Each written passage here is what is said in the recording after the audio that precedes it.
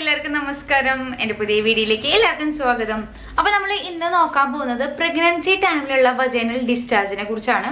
അപ്പോൾ നമുക്ക് പ്രഗ്നൻസി ടൈമിൽ എങ്ങനെയാണ് വജൈനൽ ഡിസ്ചാർജ് ഇരിക്കുക അതിനെ പറ്റിയിട്ട് നമുക്ക് എപ്പോഴാണ് ഈ ഒരു പേടിക്കേണ്ട കാര്യങ്ങൾ, പിന്നെ ഏർലി വജൈനൽ ഡിസ്ചാർജ്, അങ്ങനെ കുറേ കാര്യങ്ങൾ ഉണ്ട് ഈ ഒരു പ്രഗ്നൻസി സ്റ്റേജിൽ. അപ്പോൾ അതിനെക്കുറിച്ചാണ് നമ്മൾ ഇന്ന് ഡീറ്റെയിൽ ആയിട്ട് ഡിസ്കസ് ചെയ്യാൻ പോകുന്നത്. അപ്പോൾ ചാനൽ ആദ്യമായിട്ടാണ് കാണണമെങ്കിൽ സബ്സ്ക്രൈബ് ചെയ്യാൻ മറക്കണ്ട. പിന്നെ താഴെ ഒരു ബെല്ലൈക്കൺ ഉണ്ടാവും, അതുകൊണ്ട് എനേബിൾ ചെയ്ത് കഴിഞ്ഞാൽ ഇതുപോലുള്ള വീഡിയോസിൻ്റെ ഒക്കെ നോട്ടിഫിക്കേഷൻ നിങ്ങൾക്ക് വരും കേട്ടോ. അപ്പോൾ ഞാൻ ഓൾറെഡി വജൈനൽ ഡിസ്ചാർജിനെ കുറിച്ചിട്ട് വീഡിയോസ് ചെയ്തിട്ടുണ്ടായിരുന്നു. അപ്പോൾ ഇപ്പോൾ നമ്മൾ ഇന്ന് പ്രഗ്നൻസി ടൈമിൽ നമുക്ക് എങ്ങനെയാണ് നമുക്ക് വജൈനൽ ഡിസ്ചാർജ് ഉണ്ടാവാന്നാണ് നമ്മൾ ഇന്ന് ഡിസ്കസ് ചെയ്യാൻ പോകുന്നത്. അപ്പോൾ നമ്മുടെ നോർമൽ ആയിട്ടുള്ള ഒരു വജൈനൽ ഡിസ്ചാർജ് എങ്ങനെയാണെന്ന് വെച്ചാൽ നമുക്കൊരു എന്താ പറയുക എഗ് വൈറ്റ്, മിൽക്കി വൈറ്റ് പോലെ ഇരിക്കും. അതുപോലെ തന്നെ നമുക്ക് സ്മെല്ലെന്ന് പറഞ്ഞാൽ ഈ ഒരു ലൈറ്റ് ഉള്ള ഒരു സ്മെല്ല് ഉണ്ടാവും. ശരിക്കും എഗ് വൈറ്റിന്റെ പോലെയാണ് കൺസിസ്റ്റൻസി ഇരിക്കുക നോർമൽ ആയിട്ടുള്ള വജൈന.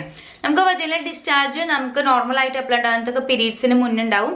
അതുപോലെ തന്നെ ഓവുലേഷൻ ടൈമിലാണ് നമുക്ക് നോർമലി പ്രഗ്നൻസി ടൈമിൽ, പ്രഗ്നന്റ് അല്ലാത്ത ടൈമിൽ നമുക്ക് നോർമലി ഈ ഒരു ടൈമിലൊക്കെയാണ്, ഓവുലേഷൻ ടൈമിലൊക്കെയാണ് നമുക്ക് ഈ ഒരു വജൈനൽ ഡിസ്ചാർജ് കൂടുതലായിട്ട് ഉണ്ടാകുന്നത്. പിന്നെ വജൈനൽ ഡിസ്ചാർജിന്റെ കളർ ചേഞ്ചും കാര്യങ്ങളൊക്കെ ഞാൻ ഓൾറെഡി ഒരു വീഡിയോയിൽ ചെയ്തിട്ടുണ്ട്. നമുക്ക് ചിലപ്പോൾ റെഡ് കളർ, അതുപോലെ തന്നെ പിങ്ക്, പിന്നെ ഗ്രേ, അതുപോലെ തന്നെ യെല്ലോ, പിന്നെ ബ്രൗൺ, അങ്ങനെ പലതരം ഡിസ്ചാർജുകൾ ഉണ്ടാവും. അപ്പൊ അതൊക്കെ എന്തിനാണ് സൂചിപ്പിക്കുന്നതിന് ഒരു വീഡിയോ ഞാൻ ഓൾറെഡി ചെയ്തിട്ടുണ്ട്. അതിന്റെ ലിങ്ക് ഞാൻ താഴെ കൊടുക്കാം. അപ്പൊ ഈ ഒരു പ്രഗ്നൻസി ടൈമിൽ നമുക്ക് എപ്പോഴും വജൈനൽ ഡിസ്ചാർജ് ഉണ്ടാവും. അത് നമുക്ക് നോർമലി ഉണ്ടാവുന്നേക്കാളും കുറച്ചും കൂടി കൂടുതലായിട്ട് നമുക്ക് ഈ ഒരു വജൈനൽ ഡിസ്ചാർജ് പ്രഗ്നൻസി ടൈമിൽ ഉണ്ടാവും. അപ്പൊ നമുക്ക് എപ്പോഴാണ് നമുക്ക് ഒരു പ്രഗ്നൻസി സിംറ്റം ആയിട്ട് വേണമെങ്കിൽ നമുക്ക് ഈ ഒരു ഏർലി പ്രഗ്നൻസി സിംറ്റം ആയിട്ട് നമുക്ക് വജൈനൽ ഡിസ്ചാർജിനെ കണക്ക് കൂട്ടാം. എന്ന് വെച്ചാൽ നമുക്ക് ഏർലി പ്രഗ്നൻസിയിലും നമുക്ക് ഇപ്പോൾ ഒരു മിസ്ഡ് പീരീഡ്സ് വരുന്നതിന് മുന്നും അതുപോലെ തന്നെ അതിന്റെ അനുബന്ധിച്ച് ഒരു പീരീഡ്സ് ആവുന്നതിന്റെ ആ ഒരു വീക്കോ അല്ലെങ്കിൽ നെക്സ്റ്റ് വീക്കോ തൊട്ട് നമുക്ക് നന്നായിട്ട് വജൈനൽ ഡിസ്ചാർജ് സ്റ്റാർട്ട് ചെയ്യും. അപ്പൊ ഇത് നമുക്ക് കൂടുതലായിട്ട് നമുക്ക് നോർമൽ അല്ലാത്ത രീതിയിൽ നമുക്ക് വജൈനൽ ഡിസ്ചാർജ് ഉണ്ടെങ്കിൽ അതൊരു പ്രഗ്നൻസി സിംറ്റം ആയിട്ട് വേണമെങ്കിൽ നമുക്ക് കണക്ക് കൂട്ടാം. അതുപോലെ തന്നെ നമുക്ക് ഈ ഒരു പ്രഗ്നൻസി ടൈമിൽ നമ്മുടെ ഈ ഒരു വജൈനൽ ഡിസ്ചാർജിന്റെ നമ്മുടെ കൺസിസ്റ്റൻസി, അതുപോലെ തന്നെ തിക്നെസ്, അതുപോലെ തന്നെ ഇതിന്റെ ആ ഒരു ഫ്രീക്വൻസി, അങ്ങനത്തെ ഒക്കെ നമുക്ക് ഡിഫർ ചെയ്യാം കേട്ടോ. ഈ ഒരു പ്രഗ്നൻസി സ്റ്റേജിൽ സാധാരണ ഒരു നോർമൽ പേഴ്സന്റെ ഒരു ഡിസ്ചാർജ് പോലെ ആയിരിക്കില്ല നമുക്ക് ഒരിക്കലും നമ്മുടെ ഒരു പ്രഗ്നന്റ് ലേഡിയുടെ ഒരു വജൈനൽ ഡിസ്ചാർജ്. അതെന്തായാലും നമുക്ക് തമ്മിൽ വ്യത്യാസം ഉണ്ടാവും. വജൈനൽ ഡിസ്ചാർജിന് നേരത്തെ പറഞ്ഞ പോലെ തന്നെ നമ്മുടെ കൺസിസ്റ്റൻസി, ഫ്രീക്വൻസി ഒക്കെ നമുക്ക് ഈ ഒരു തിക്നെസ്സും ഒക്കെ നമുക്ക് ഈ ഒരു പ്രഗ്നൻസിയിൽ നമുക്ക് വ്യത്യാസപ്പെട്ടേക്കാം. പ്രഗ്നൻസിയുടെ ഒരു ലാസ്റ്റ് സ്റ്റേജ് ആകുമ്പോഴേക്കും നമ്മുടെ ഈ ഒരു വജൈനൽ ഡിസ്ചാർജ് കുറച്ചും കൂടി തിക്കായിരിക്കും. ഒരു സാധാരണ ഒരു മിൽക്കി വൈറ്റ്, എഗ് വൈറ്റിന്റെ പോലത്തെ അല്ലാതെ കുറച്ചും കൂടി ഒരു തിക്കായിട്ടുള്ള ഒരു കൺസിസ്റ്റൻസി ആയിരിക്കും നമുക്ക് ലാസ്റ്റ് ഈ ഒരു പ്രഗ്നൻസി ലാസ്റ്റ് സ്റ്റേജിൽ ഉണ്ടാവുക. അങ്ങനെ ഒരു അവസ്ഥ വരുമ്പോൾ നമുക്ക് എപ്പോഴും ഒരു പാഡ്, നമുക്ക് ചെറിയൊരു പാഡ് യൂസ് ചെയ്യേണ്ട ഒരു അവസ്ഥ വന്നേക്കാം. അപ്പൊ അങ്ങനെ പിന്നെ ലാസ്റ്റ് ആകുമ്പോൾ നമുക്ക് ചെറിയ ഒരു ബ്ലീഡിങ് ചിലപ്പോൾ കണ്ടേക്കാം ഈ ഒരു വജൈനൽ ഡിസ്ചാർജിൽ. അത് നമുക്ക് ഒരു പ്രഗ്നൻസിയുടെ നമുക്ക് ഏർലി ലേബറിന്റെ ഒരു സൈനായിട്ട് വേണമെങ്കിൽ കണക്ക് കൂട്ടാം. അപ്പൊ അല്ലാതെ നമുക്ക് കൂടുതലായിട്ട് നമുക്ക് ഇങ്ങനെ ബ്ലീഡിങ് ഉണ്ടെങ്കിൽ അത് നമ്മൾ പെട്ടെന്ന് തന്നെ ഒരു ഡോക്ടറെ കൺസൾട്ട് ചെയ്യും. ഒരു സ്പോട്ടിങ് മാതിരി ഉണ്ടെങ്കിൽ അതും നമുക്ക് നോർമലാണ്. അപ്പൊ അങ്ങനെയുള്ള കുറെ ഡിസ്ചാർജുകളാണ് നമുക്ക് ഈ ഒരു പ്രഗ്നൻസി സ്റ്റേജിൽ ഉണ്ടാവുക. അതുപോലെ തന്നെ ഈ ഒരു അവസാന സ്റ്റേജിലാകുമ്പോൾ നമ്മുടെ ബേബിയുടെ ഹെഡ് നമുക്ക് ഈ ഒരു താഴത്തോട്ടാണ് ഇരിക്കുക. അപ്പൊ അങ്ങനെ ആകുമ്പോൾ നമുക്ക് പ്രഷർ കൊണ്ടും നമുക്ക് കൂടുതലായിട്ടും വജൈനൽ ഡിസ്ചാർജ് ഉണ്ടാവും. അപ്പൊ കൂടുതലായിട്ടും ലാസ്റ്റ് സ്റ്റേജുകളിലാണ് നമുക്ക് കൂടുതലും വജൈനൽ ഡിസ്ചാർജ് ഉണ്ടാവുക. നമുക്ക് പ്രഗ്നന്റ് ആവുമ്പോൾ നമുക്ക് വജൈനൽ ഡിസ്ചാർജ് ത്രൂ ഔട്ട് ഉണ്ടാവും. അതത്ര പേടിക്കാനുള്ള കാര്യമല്ല, നമുക്ക് നോർമലി വജൈനൽ ഡിസ്ചാർജ് ഉണ്ടാവുന്നതാണ്. ഇനി നമുക്ക് വജൈനൽ ഡിസ്ചാർജ് ഏത് തരത്തിൽ ഉണ്ടാവുമ്പോഴാണ് നമുക്ക് കൂടുതലായിട്ടും പേടിക്കേണ്ടത്. അതുപോലെ തന്നെ പ്രഗ്നൻസിയിൽ നമുക്ക് ഈ ഒരു പ്രഗ്നന്റ് ലേഡീസിൽ കൂടുതലായിട്ടും കാണുന്ന ഇൻഫെക്ഷൻസ് എന്തൊക്കെയാണ്, അതൊക്കെയാണ് നമ്മൾ കൂടുതലായിട്ട് ഇനി കാണാൻ പോകുന്നത്. അപ്പോൾ നമുക്ക് ഇപ്പോൾ കൂടുതലായിട്ട് നമുക്ക് എപ്പോഴാണ് ഡോക്ടറെ കൺസൾട്ട് ചെയ്യുന്നത് വെച്ചാൽ നമ്മുടെ ഈ ഒരു വജൈനൽ ഡിസ്ചാർജ് ഭയങ്കരമായിട്ട് ഒരു ഫൗൾ സ്മെല്ലിംഗ് ആണ്.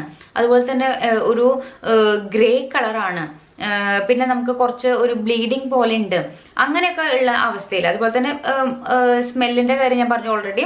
അങ്ങനെ കുറച്ച് അവസ്ഥകൾ വരുമ്പോൾ പിന്നെ ഭയങ്കരമായിട്ട് പെയിൻ, ഇച്ചിങ്, ഇറിറ്റേഷൻ അങ്ങനെയൊക്കെ ഉണ്ടെങ്കിൽ നിങ്ങൾ ഉറപ്പായിട്ടും വേഗം തന്നെ ഒരു ഡോക്ടറെ കൺസൾട്ട് ചെയ്യണം. എന്താ വെച്ചാൽ ചിലപ്പോൾ ഒരു ഇൻഫെക്ഷന്റെ തുടക്കമായേക്കാം. അപ്പൊ തുടക്കം നമ്മൾ ട്രീറ്റ് ചെയ്ത് കഴിഞ്ഞാൽ പെട്ടെന്ന് തന്നെ നമുക്ക് ചെറിയ ഒരു ഈസ്റ്റ് ഇൻഫെക്ഷനോ അങ്ങനെ എന്തെങ്കിലും ഇൻഫെക്ഷൻ ആണെങ്കിൽ നമുക്ക് പെട്ടെന്ന് തന്നെ അതിന്റെ മെഡിസിൻസ് ഒക്കെ കഴിച്ചിട്ട് നമുക്ക് ചെറിയൊരു ഓയിൽമെന്റോ അങ്ങനെയൊക്കെ ആക്കി കഴിഞ്ഞാൽ നമുക്കത് പെട്ടെന്ന് മാറ്റിയെടുക്കാൻ പറ്റും. അതുപോലെ തന്നെ നമുക്ക് എബ്നോർമൽ ആയിട്ട് ഡിസ്ചാർജ് ഉണ്ടാവുന്നത് മെയിൻ ആയിട്ടും ഈ ഒരു STD കാരണമാണ്, സെക്ഷുവലി ട്രാൻസ്മിറ്റഡ് ഡിസീസ് കൊണ്ടും നമുക്ക് ഇങ്ങനെ എബ്നോർമൽ ആയിട്ട് വജൈനൽ ഡിസ്ചാർജ് ഉണ്ടാവും.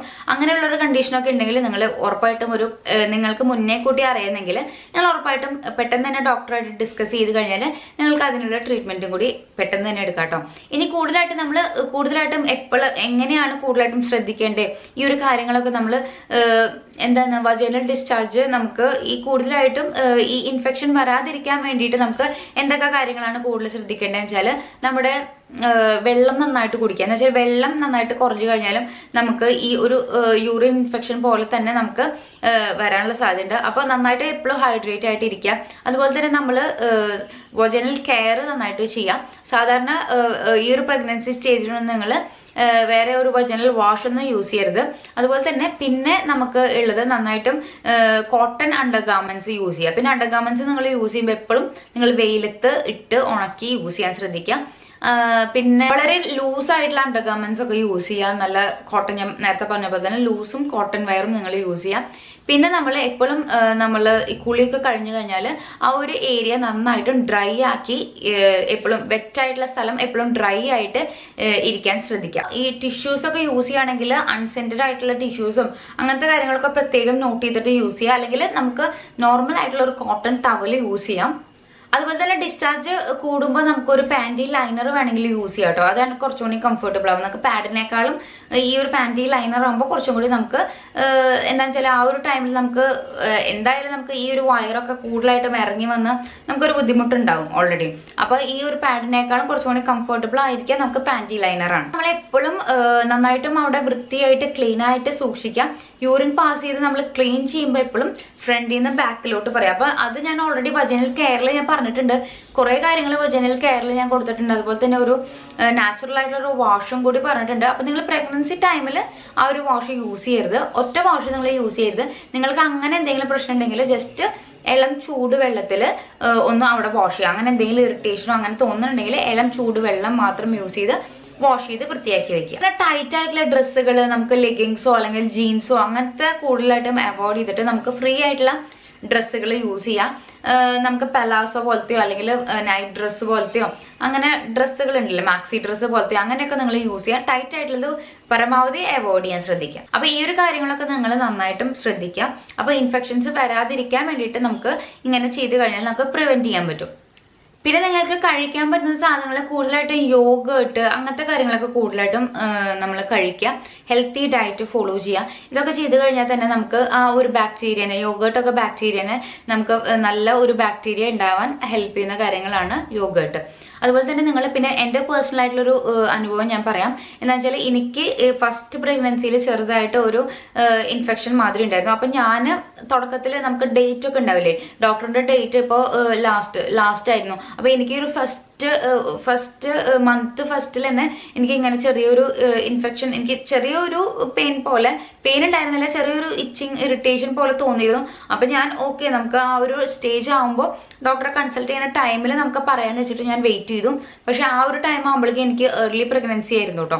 അപ്പൊ ഒരു മന്ത് മുന്നേ തന്നെയായിരുന്നു. അപ്പൊ എനിക്ക് ആ ഒരു ടൈമിൽ കുറച്ചൊരു ബുദ്ധിമുട്ടുണ്ടായിരുന്നു ചെറിയ. അപ്പൊ അവിടെ നമുക്ക് ഓൾറെഡി പ്രഗ്നൻസി ആകുമ്പോൾ നമുക്ക് ആ ഒരു പെയിൻ ഉണ്ടാവും. പക്ഷെ ആ ഒരു പെയിന്റെ കൂടെ തന്നെ അവര് ചെക്ക് ചെയ്യുമ്പോഴൊക്കെ നമുക്ക് അവിടെ തൊടുമ്പോഴൊക്കെ ഭയങ്കരമായിട്ടൊരു ആ ഒരു ടൈമിൽ ഈ പ്രഗ്നൻസി പെയിൻ അല്ലാതെ തന്നെ ഇങ്ങനെ ഒരു പെയിനും കൂടി ഉണ്ടായിരുന്നു. അപ്പോൾ നിങ്ങൾ പ്രത്യേകം ശ്രദ്ധിക്കുക.